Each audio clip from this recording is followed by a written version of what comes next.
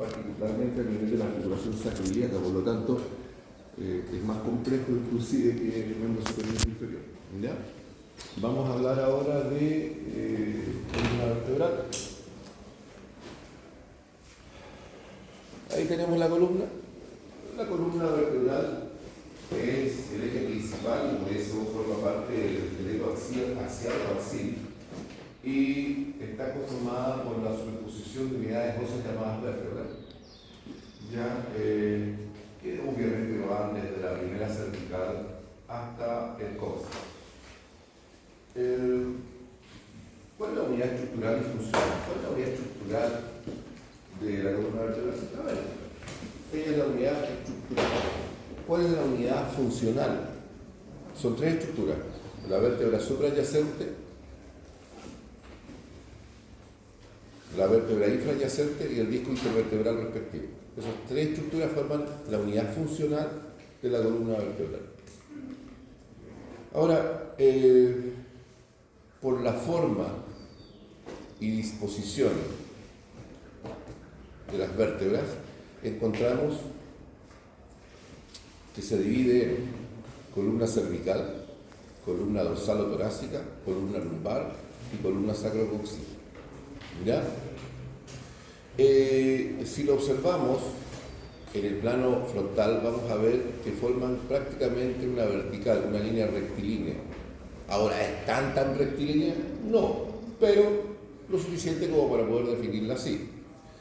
En las personas que son diestras suele existir a nivel dorsal una pequeña incurvación o curvatura del lado derecho, producto de la tracción de los músculos axioscapulares porque la persona es diestra. Por el contrario, si la persona fuera siniestra, usted sabe lo que es siniestro, ¿no? Siniestro es del lado izquierdo, ¿ya? Y como decían que esa era la mano del diablo, por eso después se lo extrapoló a lo que es malo, digamos, pero no tiene nada que ver necesariamente con eso. ¿Ya? Y en ese caso, cuando la persona es zurda, la curvatura suele ser hacia el lado izquierdo, ligeramente. Ahora, si observamos a la columna vertebral en el plano sagital, podemos observar que tiene curvaturas, ya es curvilínea, a diferencia que acá suele ser rectilínea. En el plano sagital vemos que hay curvaturas de convexidad anterior y concavidad posterior, como son la cervical, como es la lumbar, y tenemos otras curvaturas de convexidad posterior y concavidad anterior, como son la torácica y la sacrocoxil. También podemos dividir la columna vertebral en dos niveles: una columna que se denomina móvil, y que tiene que ver con la suma de la columna cervical, torácica y lumbar, y la otra que es rígida, que es la columna sacrocoxil. Entonces tenemos dos zonas. Ahora, la pregunta es: ¿y qué funciones tiene la columna vertebral? Tiene varias funciones. La primera, dentro de las pasivas, tenemos de protección. ¿Qué protege? Obviamente protege la médula espinal y a las raíces nerviosas que emergen desde ahí, a través de los agujeros denominados de conjunción. Aparte de la protección, ¿qué otras funciones cumplen? De soporte. ¿Qué sostiene? Algo obvio, que es tan obvio que por eso no lo pensamos. Sostiene la cabeza. A través del cíngulo escapular sostiene los miembros superiores izquierdo y derecho. Y también transfiere la carga ponderal de todas estas estructuras y el peso de las vísceras torácicas e intraabdominales y pélvicas a través de los ilíacos a los miembros inferiores. También absorbe parte de las fuerzas reactivas del piso por el principio de acción y reacción. Y ahí tenemos, y ahora tenemos una función también que podríamos decir locomotriz. ¿Por qué tiene una función locomotriz? Porque cuando nosotros caminamos, la columna se mueve. ¿Ya? La columna no es un ente rígido que lo único que movemos somos los miembros inferiores y los brazos y miembros superiores, sino que cuando caminamos, la columna se incurva y la columna rota. ¿Ya? Es más, se traslada hacia adelante también. Y por lo tanto la columna concurre activamente a la deambulación. Eso tiene que quedar súper claro de todo. ¿Qué he dicho hasta el momento? Tiene la forma. ¿Qué he dicho hasta el momento? ¿Qué forma tiene en el plano frontal y en el plano sagital? ¿Qué he dicho? ¿Cómo están divididas morfológicamente y anatómicamente? En los niveles que ya conocemos: cervical, torácico, lumbar y sacrocoxil. Que he dicho también que existe algo que se denomina columna móvil y otra la columna rígida, ¿ah? O una columna dinámica y otra estática. También he definido lo que es la unidad estructural de la columna y he definido lo que es la unidad funcional de la columna vertebral. Ahora, ¿dónde se encuentra ubicada? En la parte más posterior del tronco, ¿ya? Y del cuello, visto en el plano sagital y en el plano frontal, justo en la línea media del tronco. Esa es la ubicación que presenta.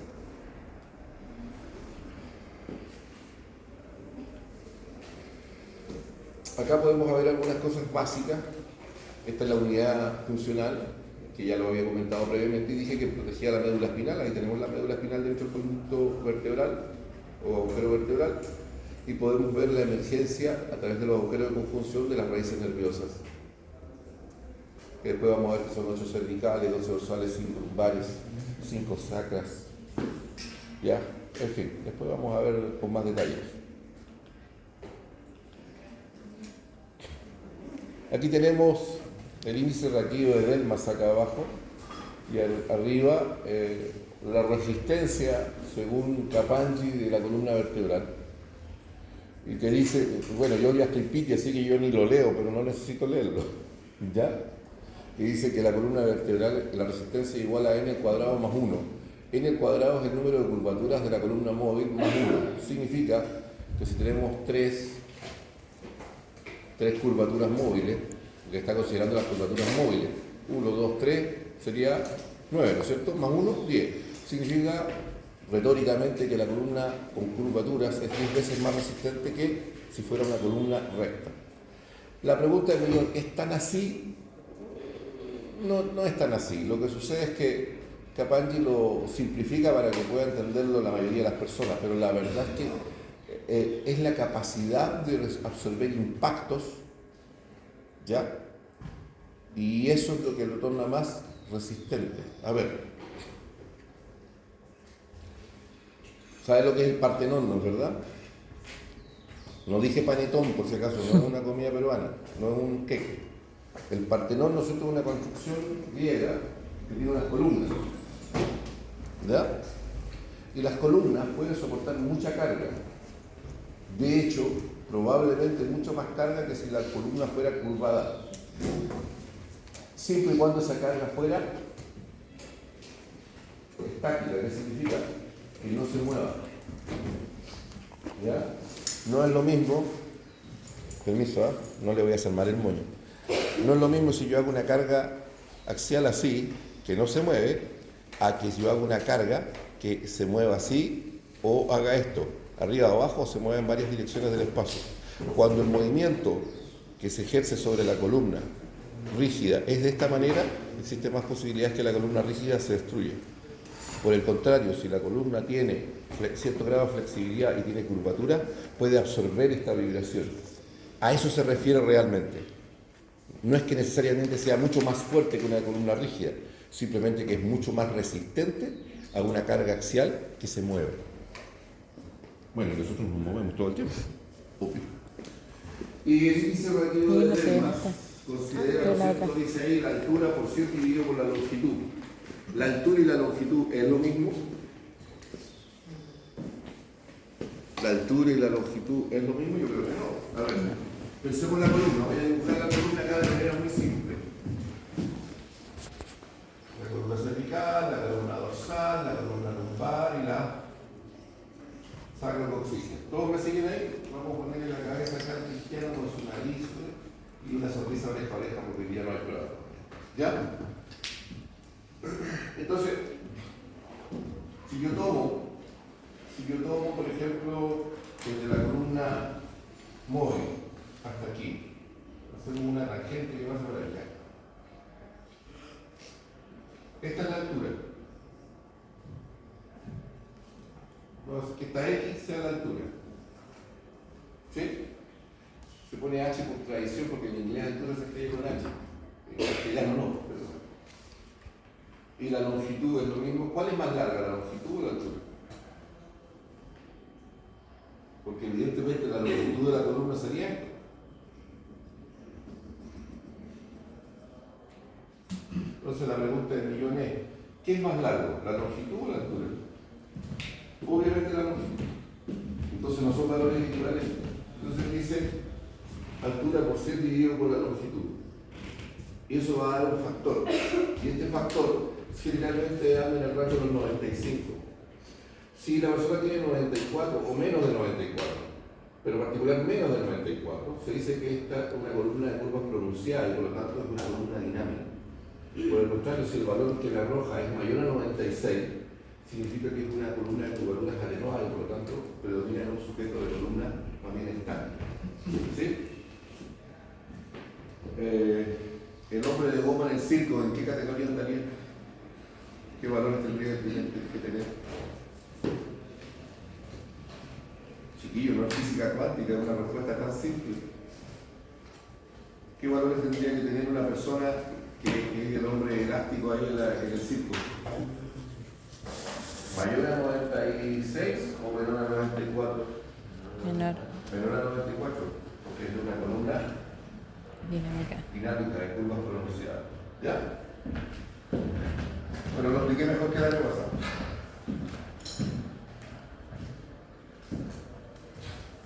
A ver, algunas mediciones aquí. Tenemos el ángulo en un grupo sacro, aquel que sigue el eje de la L5.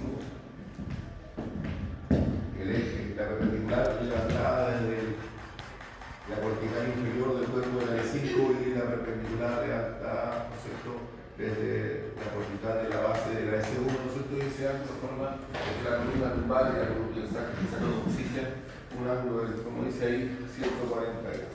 Eso es lo normal.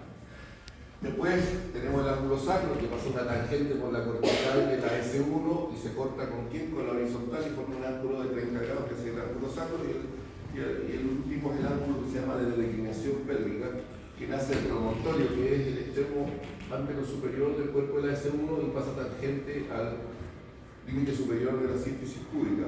Se corta con la horizontal y forma un ángulo de 60 grados. Ahora, ¿por qué estos valores? Porque de alguna manera me permiten después en una radiografía establecer si la persona tiene anteversión pélvica o retroversión pélvica. Para decir si tiene por parado o si tiene por supado, para que quede en buen chileno claro. ¿Ya? ¿Se entiende la idea? Anteversión pélvica o retroversión pélvica. Ahora, ¿tiene alguna importancia? La tiene. A ver, ¿quién cree usted que sufre más dolores de columna? ¿Usted tiene una anteversión pélvica o retroversión pélvica? Retroversión. ¿Ah? Retroversión. No, anteversión. Anteversión porque en anteversión está con el... Voy a usar un lenguaje popular para que quede súper claro. El de poto parado. ¿Ya? No puede andar así. ¿Qué es lo que hace? Hiperextiende la columna lumbar, que la columna lumbar está en una disposición que se llama hiperlordosis lumbar, la hiperlordosis sobre las terminaciones siga-oficiales. Ay, me puse complicado. ¿Ya? Y eso genera dolor. A eso me lleva necesariamente a retroceder acá. ¿Vieron las curvaturas que dije? Ya. Estas curvaturas, la cervical y la lumbar, se llaman lordosis. Tenemos una lordosis cervical, tenemos una lordosis lumbar. Y las que son de convexidad posterior se llaman sifosis, con C, no con X. Sifosis. Sifosis dorsalo-torácica y sifosis sacro-coccygeal.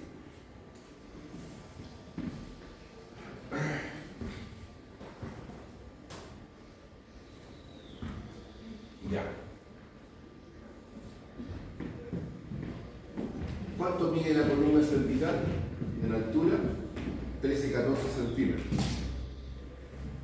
Retrocedamos un poco acá, volvamos a hacer. ¿Cuánto mide la columna cervical? Unos 13 a 14 centímetros. ¿Cuánto mide la columna torácica? De 27 a 29 centímetros. ¿Cuánto mide la lumbar? 17 a 18 centímetros. ¿Cuánto mide la sacrococcígea? De 12 a 15 centímetros de altura. Ahora estamos hablando de un sujeto promedio, para decir un hombre de 1,75 m. ¿Ya? En una mujer será menor, ¿ya? Pero todo depende. Hay gorilones de 1,90 m, y aunque usted no lo crea, también hay mujeres enormes, ¿o no?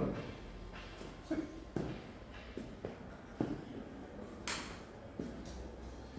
Eso me lleva a una reflexión. ¿el concepto de belleza es estático o es dinámico? ¿Qué quieren ustedes? ¿Es estático o es dinámico? A ver, en el siglo XVI,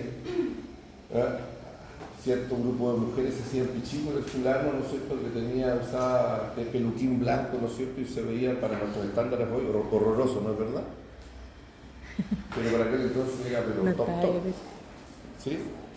O por ejemplo, usted ve estos videos de estas chiquillas que hacen pesa, y para alguno que haga pesa, la hace comillas más saludable.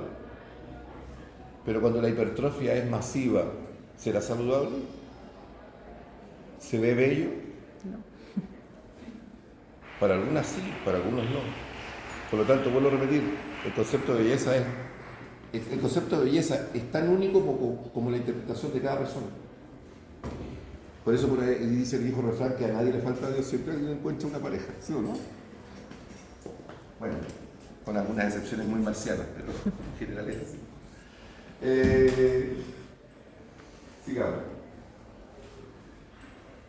Estoy obligado a hablar ahora de esta unidad estructural que es la vértebra.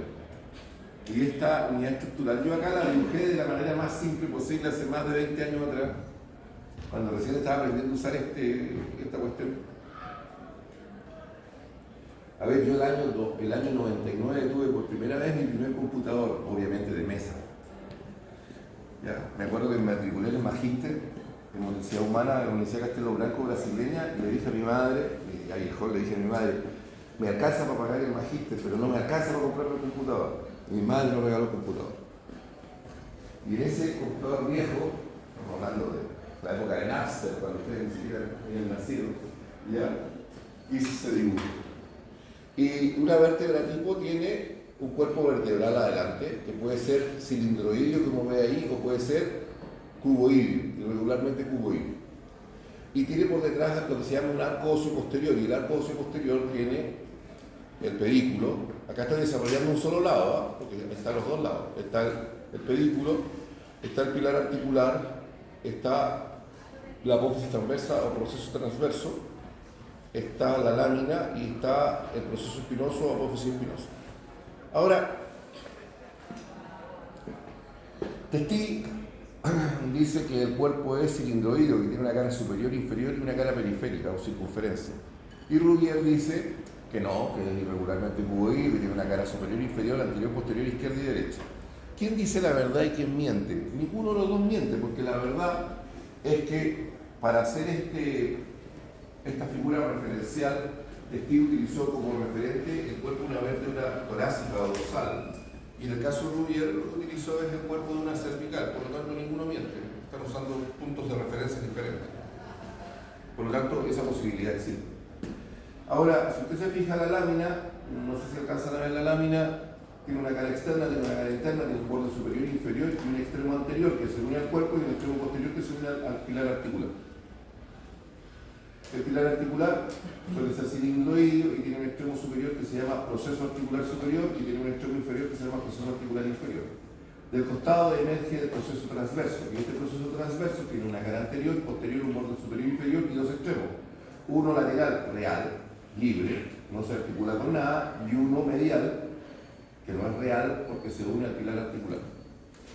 Después tenemos a la lámina, que suele ser cuadrilátera, aunque no necesariamente siempre es así, a veces puede ser cuadrada, y esta lámina tiene una cara externa, una cara interna, un borde superior e inferior y dos extremos, uno anterolateral que se une al pilar articular, otro posteromedial que se une a su equivalente contralateral, del cual emerge la apófisis espinosa o proceso espinoso. El proceso espinoso tiene una cara izquierda, otra derecha, un borde superior e inferior y dos extremos, uno anterior y otro posterior.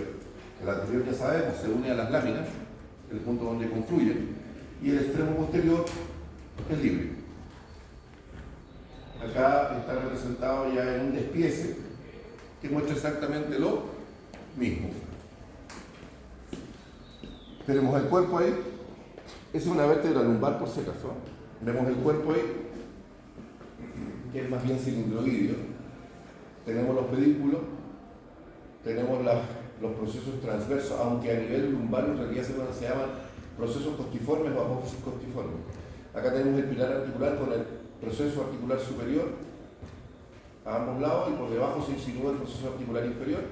Después tenemos las láminas izquierda y derecha y por último el proceso espinoso o apófisis espinoso. Todo limitando acá el agujero vertebral. Ahora, acá hay una representación de Dufour. ¿Es Dufour? Sí, Michel Dufour, pero este está sacado no de su libro de anatomía, está sacado de su tratado de biomecánica. Dufour tiene un libro de biomecánica. El Daniel también tiene ese libro, lo compró hace algún tiempo. Y muestra algo que es básico. ¿Ven el tractor? Está representando que los puntos de apoyo de la columna vertebral, ¿se acuerdan de la unidad estructural y funcional? Vértebra suprayacente, infrayacente, más disco intervertebral, cumplen un rol. La suma de todos los cuerpos vertebrales cumplen el rol de carga. El pilar anterior es de carga, soporta peso. Por eso están las ruedas grandes a la miércoles, ese es mayor. El celular para variar. Algo. Y ven las apófisis articulares superiores acá, que se articulan con las apófisis articulares inferiores de la suprayacente. ¿Ven las ruedas ahí chiquititas? ¿Qué hacen las ruedas chiquititas en un tractor? Porque estamos claros que las ruedas traseras son las que soportan en la carga y las que hacen el impulso, ¿no es verdad? Pero ¿qué hacen las ruedas traseras? La dirección. Direccionan. Y efectivamente, las articulaciones siga-apofisiales que están acá, entre la apófisis articular superior de esta vértebra infrayacente con respecto a la suprayacente, ya son las que direccionan el movimiento, regulan la orientación del movimiento. Entonces tenemos tres pilares: el anterior, la superposición de los cuerpos vertebrales, que son encargados de soportar la carga esencialmente, y los dos pilares posterolaterales, que es la superposición de los pilares articulares izquierdo y derecho a través de su conexión, que son las articulaciones siga-apofisiales, que son responsables de direccionar el movimiento. Ojo, no hacen el movimiento, los músculos hacen el movimiento, pero la forma y orientación de las carillas determinan en qué tipo de excursión lo puede hacer. ¿Sí? A ver, el codo no puede hacer abducción-aducción. No lo puede. Pero bueno, usted está sencillo, no puede hacerlo a nivel del hombro, porque es una rotación externa e interna, así que puede hacerlo trabajo. ¿Ya? Significa que la superficie, la orientación de las superficies articulares óseas sí determina en qué plano me puedo mover.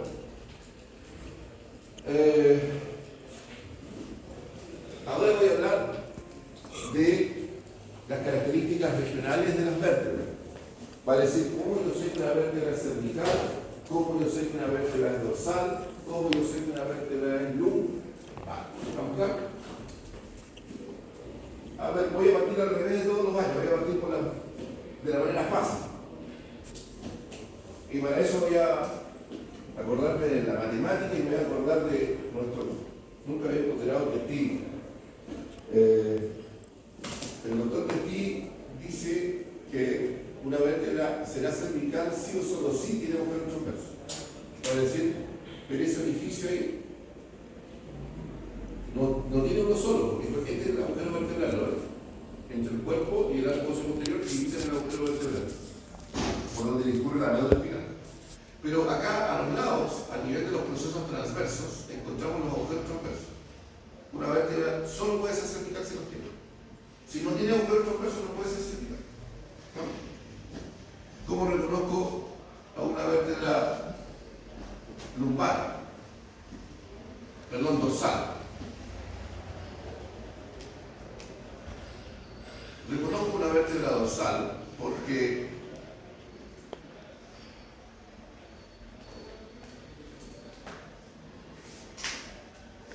a nivel de la cara periférica del cuerpo, este es el cuerpo, ¿lo ven? Tiene una cara superior, tiene una cara inferior y tiene una cara periférica, que es esta. Volvamos al tardo que tenemos en la esqueleto. Tiene una cara superior donde está el ganchito, la cara inferior donde no está el ganchito y la cara periférica donde está la etiqueta. ¿Todo me sigue? ¿Ya? Entonces la cara periférica donde está la etiqueta de la crema en el esqueleto, hacia posterolateral superior y posterolateral inferior, ahí tienen unas carillas articulares, unas facetas pequeñas, no sé si las ven ahí. Ahí, ¿la ven? Ahí. Lo que está en blanco. Si tienen esas carillas hacia posterolateral superior, posterolateral inferior izquierdo y derecho respectivamente, solo puede ser dorsal, porque las cervicales no las tienen y las lumbares tampoco. Solo puede ser cervical. ¿Y cómo yo sé que la vértebra es lumbar? Pues es más fácil todavía. Yo sé que una vértebra es lumbar porque si no tiene los agujeros transversos de las cervicales y no tiene las carillas hacia el posterolateral superior e inferior de la cara periférica del cuerpo, no puede ser dorsal. Y por lo tanto, si no es cervical y no es dorsal, solo podrá ser lumbar. Ya, esa es la regla de Petit, que es más fácil, pero va al induceo negro. Pero ahora voy a decir las características regionales al detalle, porque ahora fui generoso, lo dije de la manera más simple posible. A ver. Primera cosa, ¿cómo es el cuerpo de una vértebra cervical? Es irregularmente cuadrilátero, que significa que tiene la cara superior, inferior, anterior, posterior, izquierda y derecha.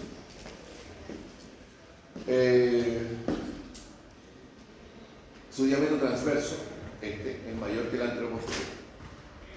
La cara superior, hacia los costados, tiene unas muescas acá que se llaman gancho o apófisis muciforme, de las vértebras cervicales, ahí la ven.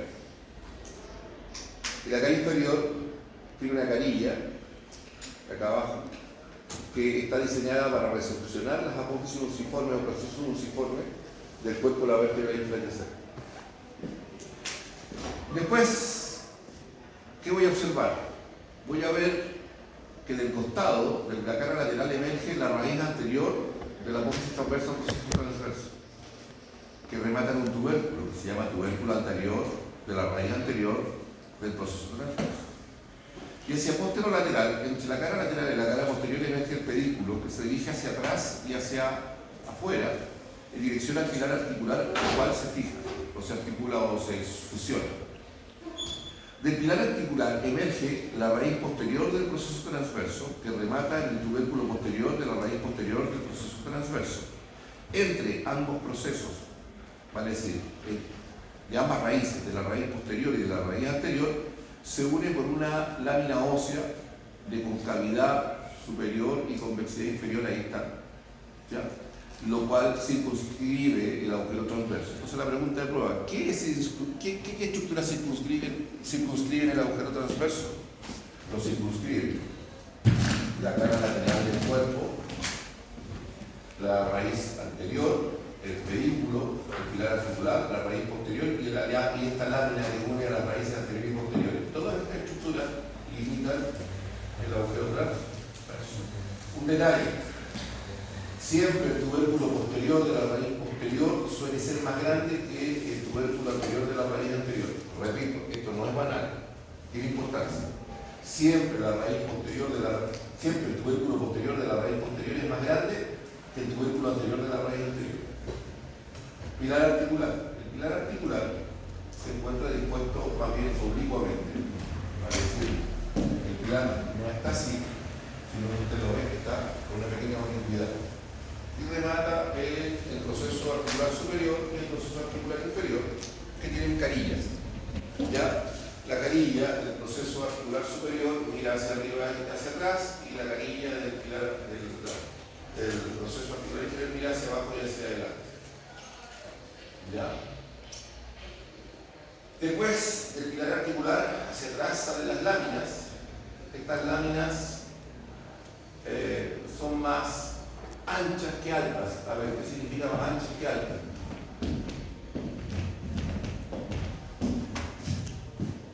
Si fuera la lámina de una cervical, la lámina derecha y la lámina izquierda, ¿lo ven? ¿Ah? Son más anchas que altas. Son más anchas que altas. Son más anchas que altas. A eso me refiero. ¿Ya? Y sí, el proceso espinoso o apófisis espinosa es bituberculoso o bituberositario, vale decir que tiene dos tubérculos. Una característica que también acompaña a gran parte de las vértebras cervicales es que son bituberculosas o bituberositarias.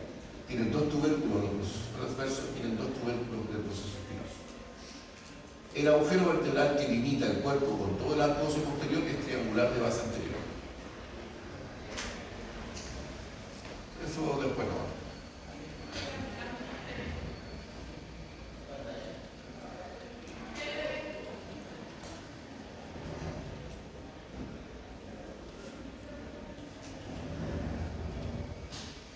Ya, ¿cómo reconozco una vértebra dorsal? Primero porque su cuerpo es cilindroideo, no cuadrilátero como lo vimos a nivel cervical. Tiene una cara superior e inferior y una cara periférica. Su diámetro transverso y anterior son similares. Y obviamente hacia posterior lateral superior y posterior lateral inferior, izquierdo y derecho tiene estas carillas, facetas, para articularse con la cabeza de la costilla. Para eso son.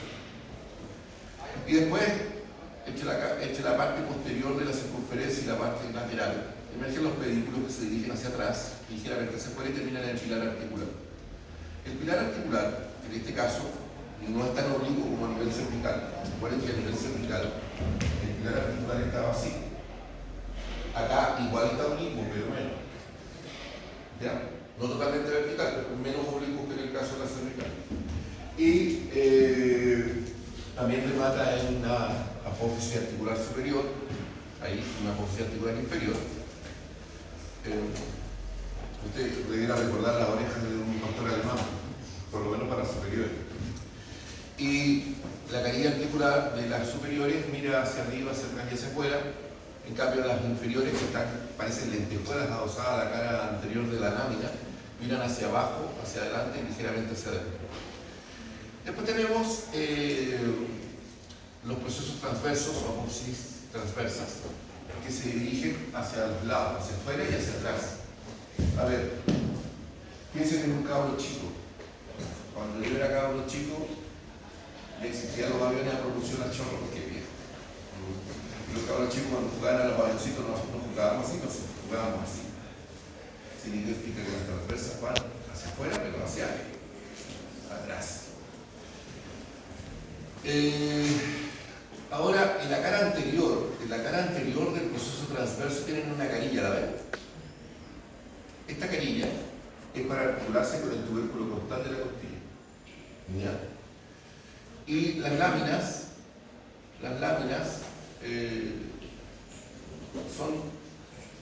son tan altas como anchas. ¿Ya? El proceso espinoso es mucho más largo y es mucho más pronunciada su inclinación porque van hacia abajo y abruptamente hacia atrás. Hacia abajo y hacia atrás. Hacia atrás y abruptamente hacia abajo, eso es lo que importa. Abruptamente hacia abajo. Y suelen terminar muchas de ellas en punta. Profe, ¿todas terminan en punta? No, pero muchas de ellas sí lo hacen. En el caso del agujero vertebral de la cervicalera triangular de base anterior, aquí ¿cómo es? Suele ser más bien redondo. Lumbares. Acá está la lumbar. ¿Cómo reconozco las lumbares? Ya sabemos, si no tiene agujero transverso, no es cervical. Si no tiene carillas para la cabeza de las costillas, no puede ser dorsal, por lo tanto podrá ser solamente lumbar. El cuerpo vuelve a ser cilindroideo, pero su diámetro transverso es mayor que el antero-posterior, de todas maneras. Es más robusto, obviamente. Los cuerpos vertebrales son cada vez más grandes a la medida que tienen que soportar más peso. Mientras más abajo están, más peso deben soportar arriba. Y por lo tanto son más robustos. Hay un detalle, sí. Tanto a nivel dorsal como a nivel lumbar, la cara periférica es cóncava en sentido longitudinal, pero convexa en sentido transverso. Cóncava en sentido longitudinal, pero convexa en sentido transverso. A mí me costaría hacerlo con esta posición, es difícil que yo sea cóncavo. Cóncavo acá, pero convexo en este sentido. Ya, como si fuera silla de montar. Lo hace a nivel dorsal, pero también lo hace acá a nivel lumbar. Evidentemente el pilar, el pedículo se dirige hacia atrás, llega al pilar articular. Y el pilar articular presenta hacia el costado, como emergen acá algo que se llama proceso costiforme o apófisis costiforme. En algunos libros le siguen llamando procesos transversos. El único problema es que en la base del del proceso conforme. Aquí en la base, ven este tubérculo ahí, le llamamos proceso accesorio, ¿ya? O tubérculo, antiguamente le llamaban tubérculo accesorio, ahora le llamamos proceso accesorio. Yo lo tengo con la nomenclatura antigua, ¿ya? Y desde el punto de vista del desarrollo embrionario se sabe que este proceso accesorio son las verdaderas apófisis transversas, que aquí no se desarrollan, se atrofiaron. Y las apófisis costiformes o procesos costiformes son las comillas, desde el punto de vista del desarrollo embrionario, eran las costillas, que aquí se atrofiaron y se unieron al cuerpo vertebral, a nivel del al pilar articular de la vértebra lumbar. Por eso que se les llama más bien proceso costiforme y no proceso transverso, porque los verdaderos procesos transversos en realidad se convirtieron en el proceso accesorio.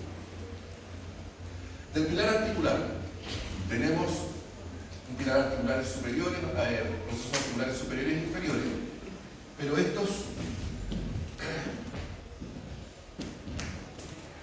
las superiores, tienen una carilla articular ya cóncava en sentido transverso, pero plana en sentido longitudinal, que miran y se orientan hacia atrás y hacia adentro. A ver, yo lo trato de explicar de nuevo en el carro de crema en el teléfono. A ver, ¿cómo sería? Es como la cara interna de un segmento de cilindro que mira hacia atrás y hacia adentro. ¿Pero? Voy a dibujar.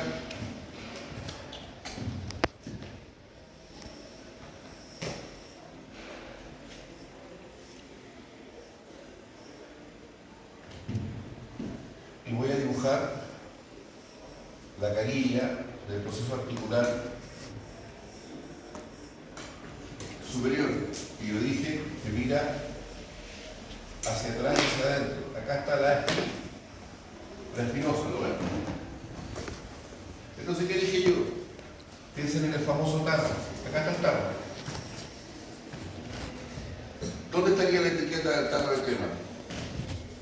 ¿Por aquí o por acá? ¿En el A o en el B? ¿Dónde está la etiqueta? En el tarro. ¿Por A o por B? No, no me hagan esto, porque esta cuestión es más fácil que en el A, obvio que está en el A.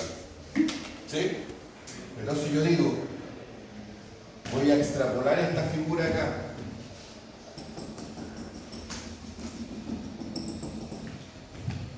Esa, del tarro, ¿lo ves? Entonces yo digo que las carillas de las apófisis articulares superiores son como la cara interna de un segmento de cilindro, ¿ya? La cara interna, porque está por dentro del tarro, ¿no? La cara interna de un segmento de cilindro que mira hacia atrás y hacia adentro.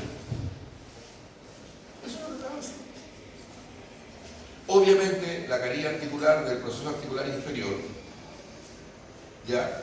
Es como la cara externa de un segmento de cilindro que mira hacia adelante, hacia afuera y hacia adelante. Ahora, el proceso articular superior de las lumbares tiene esto. Es como, hacia posterior lateral superior tiene como una suerte de tubérculo o proceso. Se le llama, antes se le llamaba tubérculo mamilar, ahora se le llama proceso mamilar. ¿Ya? Punto de fijación del ligamento y del músculo. Evidentemente la espinosa no termina en punta, es cuadrilátera, tiene una cara izquierda, derecha, un borde superior e inferior y un borde posterior muy marcado. El agujero vertebral es triangular de base anterior igual que a nivel cervical. Esto es lo que define una vértebra cervical, dorsal y lumbar. Ahora vamos a ver los casos particulares, tienen que reconocerlos todos, uno por uno.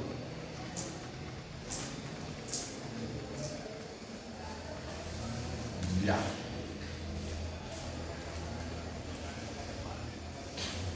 Partamos por lo más fácil, ¿les parece?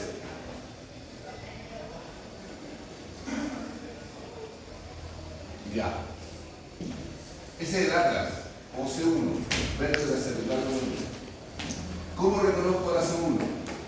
Porque no tiene cuerpo. No tiene cuerpo vertebral. En su reemplazo, tiene dos masas laterales unidas por un arco óseo. posterior y un arco óseo anterior. ¿Cómo son las masas laterales?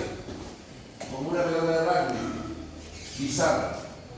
¿Qué significa bizarra? Que no tiene curvas, sino que tiene caras.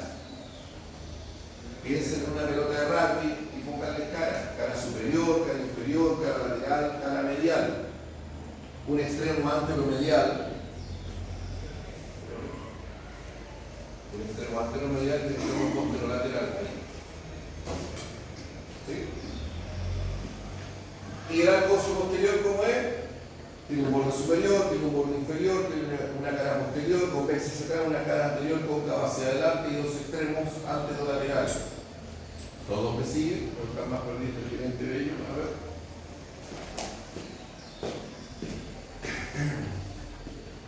¡Oh! Capanji.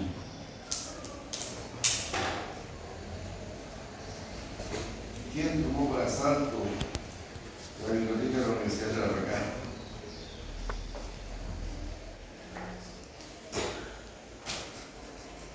Vale como 65 lucas cada libro. O sí. El original, claro. Ese como de biblioteca es el original. Una biblioteca pública o privada no debía tener pirata, tiene que tener original. Ya, ¿qué lo pidió la chamba? Ya. Bueno, está botando todo para que este se muestre todo. Ya, entonces tengo acá vemos la cara superior de la masa lateral, acá vemos la cara inferior, ahí vemos su extremo posterolateral, su extremo anteromedial, la cara interna y la cara externa. Y el arco óseo posterior, un borde superior, un borde inferior, una cara posterior convexa hacia adelante, una cara anterior convexa hacia atrás y una cara cóncava hacia adelante. Y dos extremos anterolaterales, que se unen el extremo posterolateral y las masas laterales respectivas. El arco óseo anterior, la misma tontera, una cara anterior convexa hacia adelante, una cara posterior cóncava hacia atrás, un borde superior y un borde inferior, y dos extremos ya posterolaterales que se unen a los extremos anteromediales de las masas laterales respectivas. Y cada masa lateral tiene una raíz anterior y una raíz posterior con su cara lateral que se unen por fuera. Ya, obviamente también tienen un tubérculo posterior de la raíz posterior y un tubérculo anterior de la raíz anterior y se unen por esta lámina ósea que eliminan el agujero vertebral, perdón, el agujero de la arteria vertebral, ¿ya? El agujero troncal. Ahora, hablé de la generalidad, ahora voy a hablar de los detalles. La cara superior de las masas laterales tiene esta cavidad endoidea, delante. ¿Son para articularse con quién? Con los cóndilos del occipital. ¿Ya? Cada vez que yo hago estos movimientos